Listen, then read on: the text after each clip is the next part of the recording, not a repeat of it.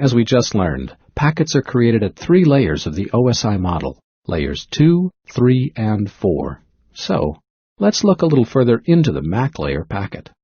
What you see here is a generic rendition of what a packet would look like.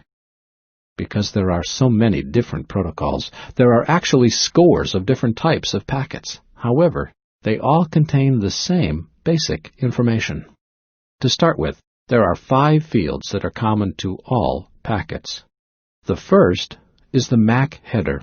This field defines information specific to the MAC protocol being used. Typical examples of these protocols are Ethernet, Token Ring, or FDDI. No matter which protocol is being used, the MAC header information field of the packet is responsible for accessing the network. The next 2 fields of the packet are for addressing information.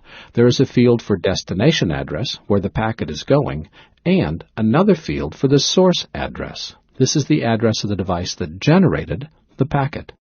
These fields contain MAC addresses and are responsible for getting the packet to the destination computer. Intermediate devices such as bridges, routers, and switches examine these addresses to determine where to forward each packet. The next field is the data. Can anyone guess what's actually in this field? Time's up. It's the layer 3 packet. Remember, layer 4 packets go into layer 3 packets, go into layer 2 packets. The layer 3 packet becomes the data portion of the layer 2 packet. The final field is the FCS, or frame check sequence. This field is used for error checking. As I mentioned in the terms section, the FCS makes sure the packet was not corrupted between the source and destination. Okay, let's go over this again to see how everything works. When the layer 2 packet is built, you have a large number of bits and bytes that make up the packets.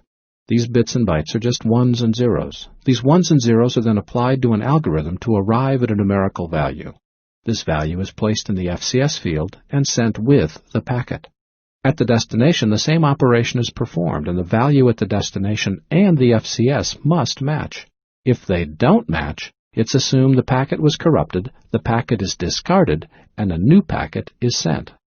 As a technical note, there are some protocols that have the capability to correct errors instead of just throwing the packet away. We'll learn more about those protocols later in the course.